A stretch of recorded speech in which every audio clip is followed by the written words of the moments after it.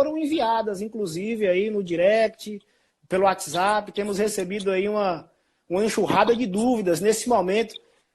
Doutor Cairo, o que é que você acha? O governo acertou dessa vez? Ele não tinha outra opção, não é? Na verdade, trata-se do risco social e o risco social tem que ser suportado por toda a sociedade. Não tinha como você atribuir apenas ao empregado ou apenas à empresa ou até apenas ao próprio Estado. Deve ser dividido, digamos, entre aspas, esse prejuízo que vai ser sofrido por empregados, empregadores, por todo mundo. É o risco social e é o Estado que tem o dever de agir e foi assim que ele fez agora. Talvez não seja o ideal, porque uma parte dos empregados eles vão ficar recebendo um seguro-desemprego para aqueles empregados que recebem valores superiores ao limite do seguro-desemprego, que é 1.800 e alguma coisa, de certa forma eles vão ter algum prejuízo financeiro, mas pelo menos vão manter aí uma renda mínima durante pelo menos 2 meses.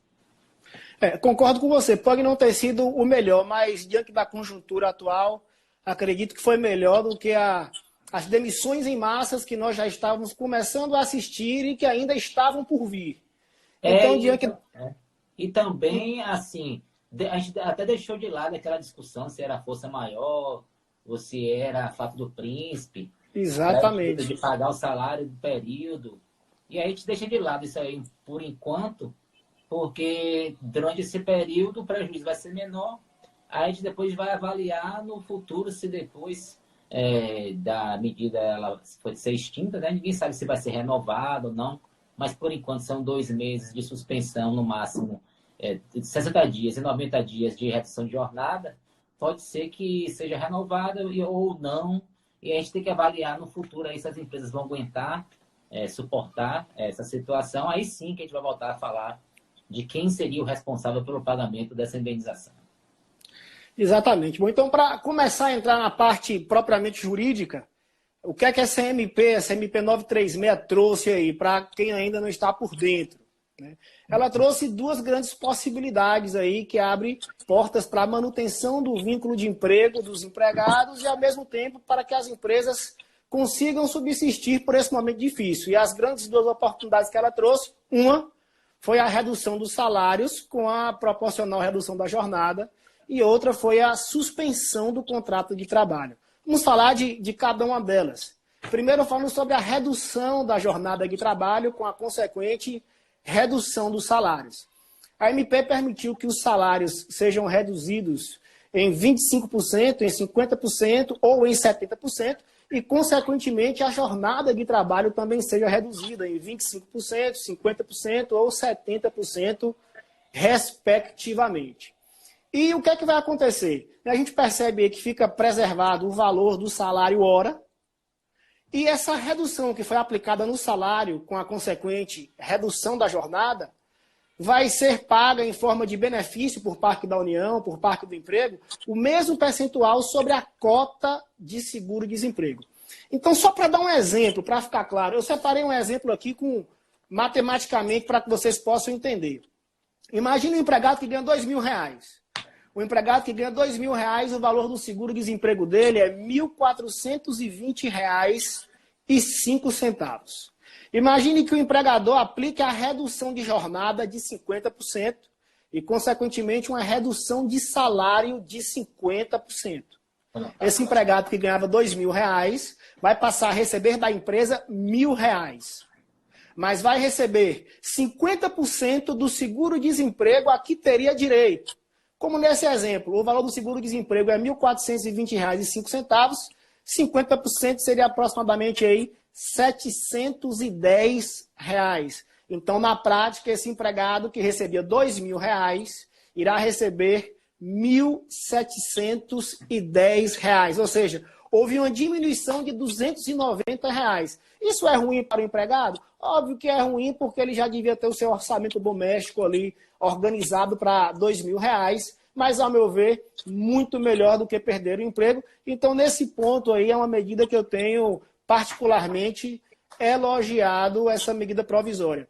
Apesar de nós sabermos, Caio pode comentar aí, que algumas pessoas estão dizendo que essa redução de salário por acordo individual, que pode ocorrer, né, nessa situação de redução, pode ocorrer por acordo individual para aqueles que ganham até 3 salários mínimos, né, que vai dar R$ 3.135, ou para aqueles que ganhem 2 vezes o teto do regime geral de previdência social, ou seja, ganhem R$ 12.202 ou mais e tiver diploma superior, esse aí também pode ter o valor do salário reduzido e da sua jornada por meio de acordo individual. Diga aí, cara, você acha que é inconstitucional essa medida? Assim, em tempos normais a gente poderia até discutir. Hoje em dia eu acho que é uma situação excepcional e como direito cabe várias interpretações, né? Se eu abrir até o texto aqui da Constituição, ela fala o seguinte, no artigo 7º, prevê a irredutibilidade do salário, salvo disposto em convenção ao coletivo de trabalho. Na minha opinião, irredutibilidade de salário, salário significa salário hora, e não salário completo do mês, digamos assim. Isso acontece porque aqui no Brasil, em regra, os trabalhadores recebem por mês. Então, se você diminuir a jornada e diminuir o salário de forma proporcional, não está havendo redução salarial. Ele está ganhando o mesmo valor do salário dele, só que ele está trabalhando menos. Entendeu? Agora, nos Estados Unidos você ganha por hora, não. Então, você vai trabalhar, em vez de você trabalhar 40 horas por semana, você vai trabalhar 20. Seu salário continua a mesma coisa. Então, eu não vejo a ofensa à Constituição, porque nesse caso, se você diminui a jornada e diminui o salário, não seria irredutibilidade salarial, você poderia falar que seria digamos assim, uma alteração contratual, mas fora de salário, mas salário em si não seria.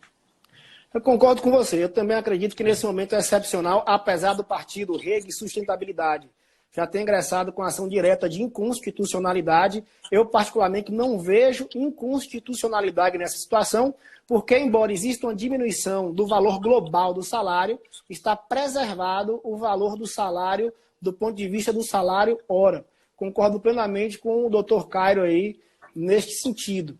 Eu vi uma pergunta subir aí, esse acordo tem que ser imposto pelo empregador? Não. Bilateral. Respondendo aí ao meu amigo Odon, lá de Brasília. Bilateral. Tem que ser um acordo entre empregador e empregado, e o empregado deve, inclusive, ser avisado com 48 horas de antecedência, ou na dicção da lei, com 2 dias de antecedência, ele deve receber esse aviso se o empregador vai fazer a redução da jornada, com a consequente redução do salário, ou a hipótese de suspensão do contrato de trabalho. E também o sindicato tem que ser avisado no prazo de 10 dias corridos após esse acordo ser celebrado entre empregado e empregador. Então, não é imposição de vontade. Se o empregado não quiser aceitar esse acordo, ele pode? Óbvio que pode. Mas se ele fizer isso, provavelmente ele será dispensado.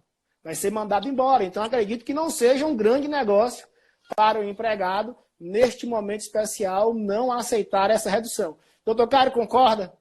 Concordo, porque até a palavra acordo, não existe acordo imposto. Acordo, como o próprio nome diz, é um encontro de vontades. Obviamente que o empregado, precisando do emprego, ele se sente impelido a aceitar, mas continua sendo um acordo. Dentre essas duas opções, vendo pelo lado prático e não vendo pelo lado jurídico, imagine você que tem uma empresa e essa empresa está fechada durante esse período aí de quarentena, de isolamento, lockdown. Provavelmente a maioria das empresas que estão fechadas, elas vão optar pela suspensão do contrato de trabalho, porque não tem sentido você reduzir a jornada de trabalho do trabalhador se sua empresa está fechada. Não tem sentido. Aí o que aconteceu? O legislador, ele prevê o seguinte, a gente não sabe quando é que a atividade econômica vai ser retomada. Então a gente vai fazer o seguinte, a gente vai autorizar a suspensão do contrato de trabalho, por prazo determinado, mas a qualquer momento a empresa ela pode pôr fim a essa suspensão. E nesse fim não é por acordo, é por vontade unilateral da empresa. A empresa simplesmente vai comunicar ao empregado. Então, qual seria a posição mais, digamos assim, cautelosa da empresa? A empresa dá 60 dias de suspensão e aí, no caso, se a atividade econômica ela retomar antes desse prazo, ela vai e cancela e adianta o fim desse acordo. Exatamente. Isso, a suspensão, para quem está chegando, por acaso não saiba, é justamente uma hipótese aí onde o empregador não vai precisar pagar salários ao empregado, o empregado vai ficar em sua casa e este empregado irá receber do governo, da União, o valor equivalente ao seu seguro-desemprego, ok? Irá receber o valor equivalente ao seu seguro-desemprego se for uma empresa que tem uma receita bruta de até 4,8 milhões por ano. Se a empresa possui uma receita bruta de até 4,8 milhões por ano, durante esse período da suspensão do contrato, que pode ser por até 60 dias, o empregado irá receber o valor equivalente ao seu seguro-desemprego. Se for uma empresa que tem uma renda superior a 4,8 milhões por ano, o empregado irá receber, além do valor equivalente ao seu seguro-desemprego, uma ajuda compensatória mensal da empresa de 30% do salário do empregado. Então, sistematizando, para que não haja dúvidas, empresa com renda anual, com receita, melhor dizendo, receita bruta anual, de até 4,8 milhões, se optar pela suspensão do contrato, o empregado receberá o valor do seguro-desemprego. Empresa com uma renda bruta superior a 4,8 milhões, o empregado irá receber o seguro-desemprego e, além disso, receberá também 30% do valor do seu salário, que será pago pela empresa por meio de uma ajuda compensatória mensal. Não sei, cara, se você já ouviu falar, já pesquisou sobre isso, mas muitas pessoas perguntaram para mim por que essa faixa de renda de receita foi escolhida aí das empresas 4,8 milhões por ano. Para quem está nos assistindo aí e não sabe, é porque, de fato, percentualmente, a grande maioria dos empregadores de nosso país são pequenos e microempreendedores. Então, nessa fatia aí de uma renda bruta anual de até 4,8 milhões, a maioria dos empregadores não precisará arcar com nada. Apenas o governo arcará com o seguro-desemprego nessa hipótese de suspensão do contrato. Viu algo sobre isso, Caio? Vi sim, quando saiu logo a medida provisória, quando eu bati o olho no 4.800, aí deu para ver que acima de 4.800 já é considerado como média empresa, pequena empresa até 4.800 e antes disso é microempresa. Então deu para ver que esse percentual que vai ser o mais contemplado, 82% das empresas, elas são até empresas de pequeno porte. Algumas pessoas, e até chamadas de especialistas, vieram a público dizer que, no caso de redução salarial, teria que resguardar o salário mínimo, mas não há essa restrição. Então, pessoas que ganham salário mínimo também vão participar e vão poder reduzir a sua jornada, inclusive receber menos que o salário mínimo. Na verdade, não vai receber menos que o salário mínimo, vai receber o salário mínimo hora. Tá? Mesmo porque, se tivesse essa restrição, 50% dos empregados do Brasil são de pequenas empresas. Então, as pequenas empresas elas estariam alijadas dessa possibilidade. Verdade. Uma pergunta que uma cliente particularmente me fez foi o seguinte, ela falou, doutor Neto, eu estou gestante. Se aplica a mim esta situação, essa possibilidade de redução dos salários ou essa possibilidade de suspensão do contrato de trabalho? E, obviamente, ela me perguntou bastante emocionada, né? Já tenho um filho, já tenho outro aqui na barriga. Como é que eu vou ficar nessa situação? Se aplica também a gestantes, foi o que eu respondi para ela. A medida provisória não excluiu as gestantes do âmbito de aplicação da possibilidade de redução do salário ou da possibilidade de suspensão do contrato de trabalho. Agora, óbvio que se a gestante estiver durante o gozo da sua licença maternidade, aí não há que se falar em suspensão do contrato de trabalho ou em uma redução da jornada, porque ela já estará aí na situação da licença maternidade. Mas se não estiver na época da licença maternidade, se aplica a ela perfeitamente. Você concorda, doutor Caio? Ou discorda nesse ponto? Não, até agora a gente está concordando em tudo. E olha que a gente não conversou antes para ver se concordava ou não. É verdade, mas vamos ver se a gente consegue discordar em algo. Na verdade, a pessoa, como fala, não só a estabilidade da gestante, mas as demais estabilidades. Teve até pergunta nesse sentido aí. Eu vi umas perguntas de estabilidade. O que é estabilidade veda? Veda é dispensa arbitrária. Não está tendo dispensa arbitrária. Está tendo suspensão do contrato de trabalho.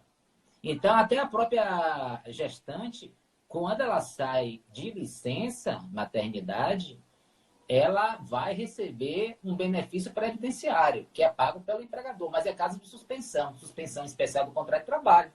Então, veja que a própria lei prevê uma suspensão dentro de uma estabilidade. Exatamente. Exatamente. Uma coisa também que foi muito perguntada, aqueles empregados que já estão aposentados, mas que continuam trabalhando nas empresas. Como é que fica a situação desse pessoal? Se eles forem alvo, aí, por exemplo, dessa suspensão do contrato de trabalho dele, porque a empresa na qual ele trabalha está fechada por decreto municipal ou por decreto estadual. Como é que vai ficar? O prejuízo dele vai ser grande? Eu já antecipo que sim, mas eu quero ouvir sua opinião. Mais uma vez, a gente está concordando. Porque, veja bem, o legislador entendeu que nesse caso, esse trabalhador ele não está totalmente deixado à margem. Porque ele, de qualquer forma, ele tem uma fonte de renda, já que é a aposentadoria. E não é a primeira vez que o aposentado que trabalha ele tem esse tipo de prejuízo. Você observe que o empregado que se aposenta e continua trabalhando, se ele perder a capacidade temporária pelo trabalho, não ocorre a mesma coisa que acontece com os demais empregados que estão na ativa. Porque ele não vai poder receber o auxílio-doença, apesar dele contribuir também, mesmo trabalhando, mesmo aposentado, ele está contribuindo, recebendo, mas como ele já recebe o benefício da aposentadoria, ele não pode receber cumulativamente o benefício do auxílio-doença. Então vai acontecer a mesma coisa, não vai receber o benefício emergencial, porque ele já recebe o benefício previdenciário. É interessante notar que a medida provisória ela utilizou a expressão benefício previdenciário continuado, ou seja, aqueles que estiverem recebendo algum benefício previdenciário continuado não vão ser alvos desse programa emergencial de recuperação de emprego e renda. Então, quer seja uma aposentadoria, quer seja uma pensão por morte, quer seja um auxílio-doença, um auxílio-doença assistentário, são benefícios previdenciários continuados. Então, nesse caso, este trabalhador, se for alvo de uma suspensão do contrato de trabalho, é uma hipótese na qual ele não será assistido pelo governo, não será assistido financeiramente pela União. Diferente se a MP tivesse falado em benefício previdenciário assistencial, porque, ao meu ver, estaria excluindo só quem recebesse LOAS, por exemplo. Mas como ele falou em benefício previdenciário continuado, ele pegou uma gama muito maior aí, que vai de aposentados a auxílio-doença, auxílio assistentário e pensão por morte, por exemplo. Estou vendo aqui o pessoal com muitas dúvidas aqui, olha. Nesse caso de antecipação, Daniela Souza, do restabelecimento da jornada normal, o período de garantia de emprego será o estabelecido no acordo ou no período de efetiva redução ou suspensão? Nesse caso, penso eu, vamos ver se o doutor Cário concorda ou não, se, por exemplo, o empregador fez a suspensão por 30 dias, mas com 20 dias, graças a Deus, o coronavírus entrou numa situação aceitável, as atividades voltam ao normal com 20 dias, e ele retorna com 22, porque tem que avisar e tem que dar um prazo de 2 dias, lá na MP, ele retorna com 22 dias. Então, nesse caso, ao meu ver, o período aí de garantia de emprego será de 22 dias, que foi o período efetivo da suspensão e não aquele que foi originariamente previsto no acordo individual. E aí, doutor Cário, o que é que você acha? Voltando só aqui naquela questão anterior do benefício previdenciário, só a lei ela trata de forma específica, ela fala que não pode acumular, salvo no caso do benefício previsto no parágrafo único do artigo 124 da Lei 8.213, que fala da pensão por morte e do auxílio acidente. Aquele auxílio acidente não é o benefício do auxílio doença, é aquele que o empregado recebe depois da consolidação das lesões, que digamos assim, é um benefício indenizatório. É uma indenização que o Estado paga ao empregado porque ele teve uma redução do seu contrato. Agora, eu notei que várias perguntas aqui, é bom a gente já começar a já responder algumas. Aí perguntaram sobre o doméstico, se aplica ao doméstico. Aí perguntaram, não só doméstico, perguntaram doméstico, rural, teletrabalho, aprendiz e por tempo parcial. Tá? A lei estabeleceu uma regra geral, ó, se aplica a todos, sabe? Deixa eu acrescentar aqui professor. Ó, se aplica a todos, menos aqueles empregados públicos. Empregados públicos, tanto da administração pública direta quanto indireta. Indireta, isso. Inclusive as subsidiárias e os organismos internacionais. Aí perguntarei, eu sou servidora pública, então vai acontecer isso comigo? Não vai acontecer isso com você, porque a lei fala de forma expressa, mas o Estado consegue ainda segurar um pouco a onda aí, ninguém sabe até quando que vai diminuir a receita, né? Mas o Estado não pode fechar, igual a empresa fecha. O Estado continua funcionando, porque tem a receita tributária que entra, mas pode ser que no futuro aconteça alguma coisa. Está sendo discutido, inclusive, no Congresso. redução salarial dos servidores públicos. Aí perguntou professor. Professor é uma situação especial. Por quê? Porque a maioria dos professores ele recebe por hora aula. Ele já está recebendo por hora aula. E você não pode reduzir o valor da hora aula. Como é que você vai fazer a redução da jornada de trabalho? A não ser que, vamos dizer, ele tem 3 turmas, aí você reduz para 2. Aí tudo bem. Mas você